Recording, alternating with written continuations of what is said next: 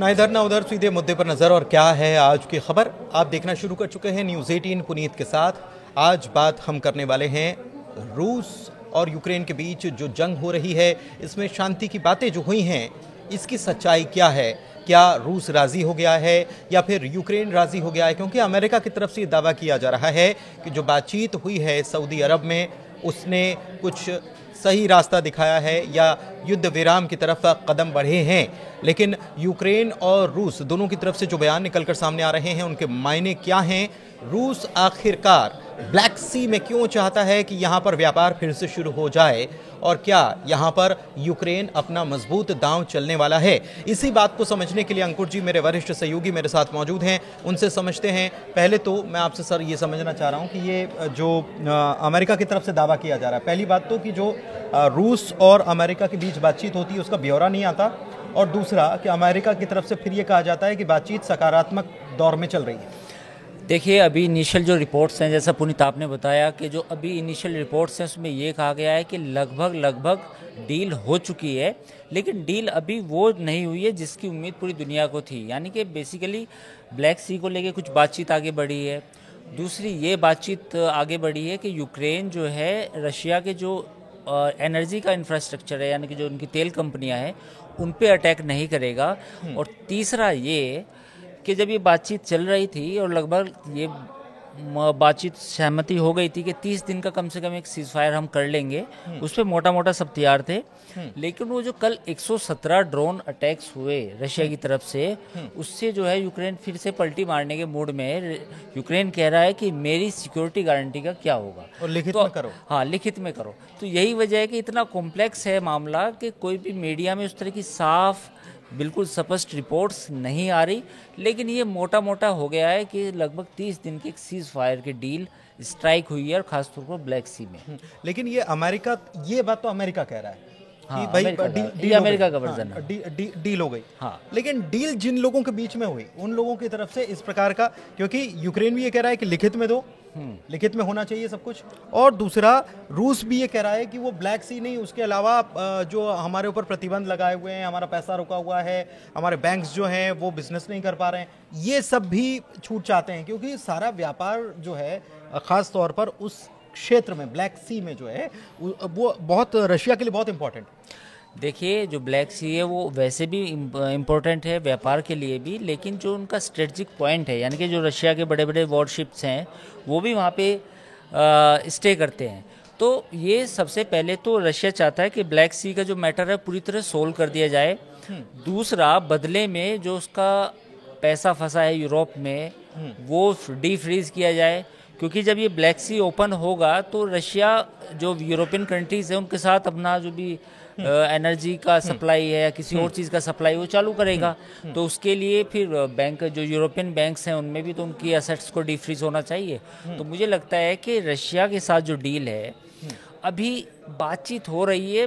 पता नहीं क्यों मुझे ऐसा लगता है कि अमेरिका की तरफ से ऐसा प्री मैच्योर सेलिब्रेशन टाइप मामला है। यानी कि पहले से इतना हल्ला मचा दो, इतना पूरी दुनिया में मचा दो कि हो गई डील, हो गई डील।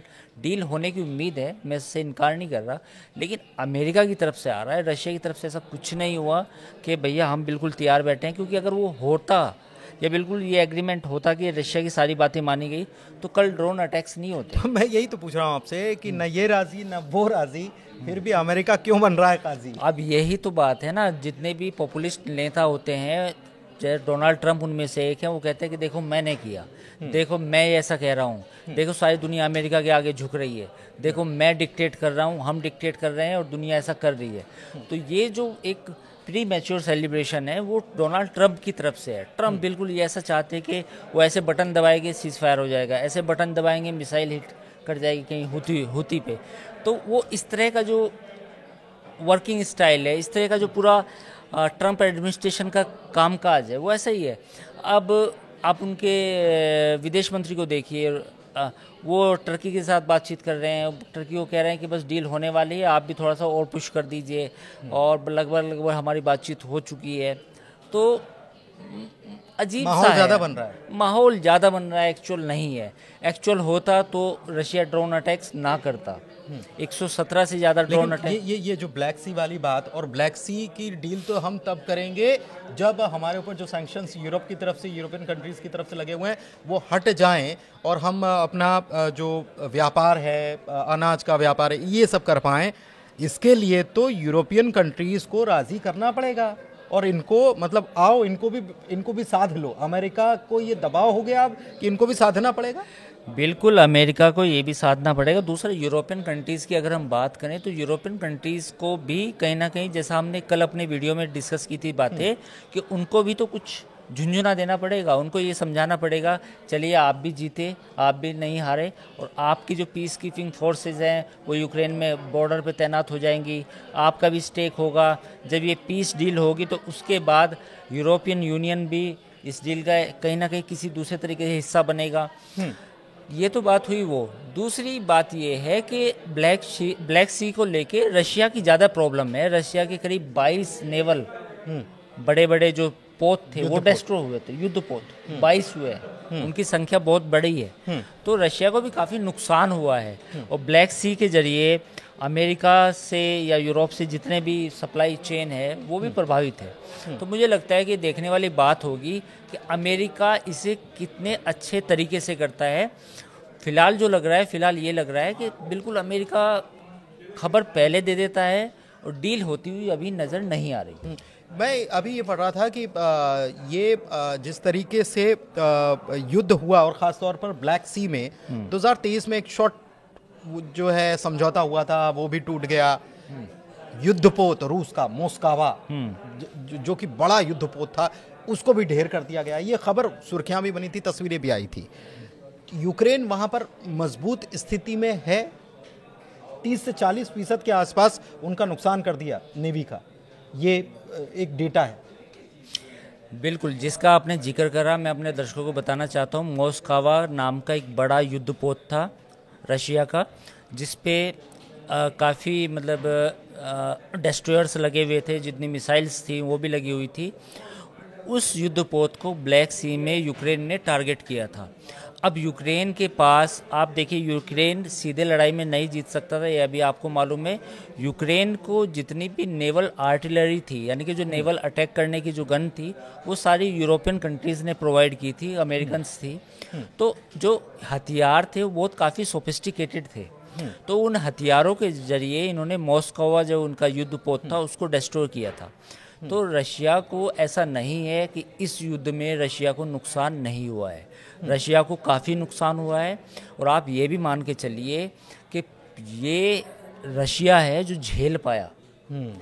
अगर रशिया की बजाय कोई और मुल्क होता, कोई छोटा मुल्क होता, या कोई रशिया के हाफ साइज़ का भी मुल्क होता, उसको इतना पैसा 250, 300, 400 अरब डॉलर मिलना, और फिर हथियारों की सप्लाई मिलना, और फिर जितना भी एडवांस डिफेंस सिस्टम है वो मिलना जो यूक्रेन को मिला, उसके बाद किसी और मुल्क में ये हिम्मत या हैसियत नहीं थी कि वो उतना युद्ध को लंबा खींचता और बड़े बड़े युद्धपोत जिसमें नष्ट हो जाएं, हाँ, तो उसको झेल लेना, उसको झेल लेना। आप ये देखिए कि पूरे यूरोप की 60% एनर्जी सप्लाई, यानी कि जो गैस यूरोप में जब बर्फ़ पड़ती है तो जो गैस आती है वो रशिया की होती है, और रशिया की जो गैस होती है उस गैस से वो पूरे अपने घर को गर्म करते हैं।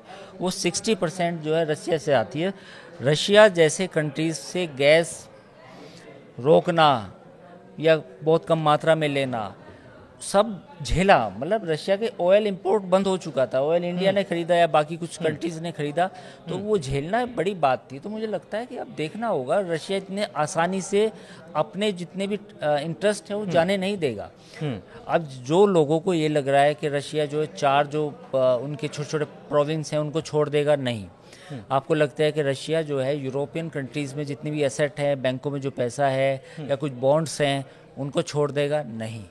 रशिया को लगेगा कि रशिया जो है चुपचाप वापस उसकी जो सेना है वो वहाँ से उन इलाकों को छोड़ देगी जो यूक्रेन का है। हाँ, नहीं। लेकिन अभी जिस तरीके से अभी जो डेटा भी सामने आया है, जो जिस प्रकार की डील और ज़रूरत है, ये रूस के लिए जाहिर सी बात है कि बिजनेस सबसे ज़्यादा इम्पोर्टेंट है, युद्ध इम्पोर्टेंट नहीं है। बिजनेस से ही पूरी दुनिया चलती है, तो रशिया के लिए बिजनेस इम्पोर्टेंट है, और बिजनेस पर तो जो कह सकते हैं कि ताला लगाने का काम यूक्रेन या इस युद्ध ने किया है, तो अभी अपर हैंड इस केस में किसी का नज़र नहीं आता। देखिए, लूज़र तो दोनों ही होते हैं, इसमें कोई शक वाली बात नहीं है। आप ये देखिए ना, रशिया की जो इकोनॉमी है और जिस तरह से रूबल का डीवैल्यूएशन हुआ स्टार्टिंग डेज में, अब हालांकि वो रिकवर किया है, लेकिन रशिया को एज ए इकोनॉमिकली तो काफ़ी नुकसान हुआ है। उसके जो मैन पावर है, जैसे ट्रंप ने भी बयान दिया था कि you don't have man to fight, ऐसे बोला था उन्होंने कि यूक्रेन को ये कहा था कि आपके पास आदमी भी नहीं है लड़ने के लिए, soldier you are running out of the soldiers. तो ये प्रॉब्लम रशिया की भी है। रशिया की मैन पावर ख़त्म हो चुकी है, यूक्रेन की हो चुकी है, इकोनॉमिकली दोनों कंट्रीज़ पीछे जा चुके हैं। यूक्रेन को चलो सहायता मिल जाएगी यूरोप से या अमेरिका से बाद में रीबिल्ड करने की, लेकिन रशिया को उस तरह की सहायता नहीं मिलेगी। एक स्ट्रेटजी भी होती है जब ये ट्रंप ये यूक्रेन के लिए ये कह देते हैं कि आपके पास आदमी नहीं है, आपके पास सामान नहीं है लड़ने के लिए, तो एक मोरल डाउन थोड़ा सा हो ही जाता है कि हम आपके, लेकिन ये इसमें रशिया के साथ तो ऐसा कोई है नहीं जो ये बोल सके। और रशिया दिखाने के लिए पुतिन तो ये कह रहे हैं कि भाई हम मजबूत हैं, मजबूती के साथ खड़े हुए हैं। बिल्कुल, आप देखो, मैं जब ये वीडियो आया था, हमने तभी ये जिक्र किया था कि इस तरह बयानबाजी करना, डिप्लोमेसी मीडिया के सामने डिस्कस करना, ट्रंप और जेलेंस्की की मैं जो मुलाकात है उसकी बात कर रहा हूँ, ये अनप्रेसिडेंटेड है। आपको किसी को डांटना है तो आप बंद कमरे में डांट सकते हैं। आप कैसा सूट पहन के आ गए, आज आपने क्या सूट पहना है, फिर वहाँ CNN के रिपोर्टर भी सवाल पूछते हैं कि अब अपना कपड़ा कब चेंज करेंगे। तो ये सवाल मुझे लगता है कि बिल्कुल एक अजीब ही पॉलिटिक्स चल रही है पूरी दुनिया में, और जो पॉपुलिस्ट नेता है वो उस तरह की पॉलिटिक्स में यकीन भी करते हैं। वहाँ की नई चीज़ मैं आपसे डिस्कस करना चाह रहा हूँ, और छोटे से हम इसको समअप करेंगे।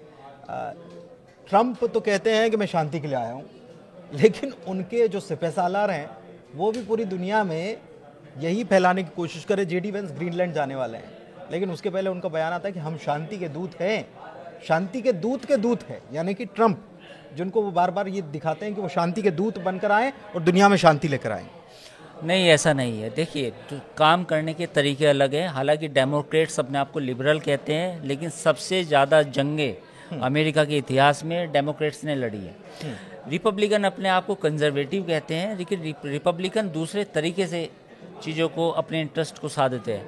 अब कनाडा को लेके, ग्रीनलैंड को लेके, गल्फ ऑफ मैक्सिको को लेके जिस तरह का इन्होंने रवैया अपनाया है वो अनप्रेसिडेंटेड है, वो एक अलग तरह का रवैया है। तो रिपब्लिकन्स भले ये कहे कि हम लड़ाई नहीं करेंगे, हम शांति की बात करेंगे, पर रिपब्लिकन्स का तरीका भी वही है, तरीक़ेकार भी वही है कि हमें जो अपने इंटरेस्ट हैं, जो हमारी पॉलिसीज़ हैं और जो हमारी पॉलिसी रिपब्लिकन पार्टी के डॉक्ट्रिन को या उसके नैरेटिव को सूट करेगी, हमें ऐसा ही करना है। तो ये अलग अलग तरीक़ेकार हैं। हाँ, ये बात ज़रूर है कि जंगे सारे डेमोक्रेट्स ने लड़ी, रिपब्लिकन आके दूसरे तरीके से अपने हिसाब से नैरेटिव सेट करते हैं। तो ये युद्ध विराम को लेकर भी क्या कुछ सेट किया जा रहा है? अमेरिका ही इसमें कह रहा है कि भाई हमने सब करवा दिया है, लेकिन दोनों कह रहे हैं कि अभी तो कुछ बात बनी नहीं है। एक ने कहा कि लिखित में दे दो, दूसरे ने कहा कि भाई ये नहीं, इसके साथ ये भी मिलना चाहिए, यहाँ पर भी तो छूट मिले, तभी तो व्यापार होगा, तभी तो बिजनेस होगा।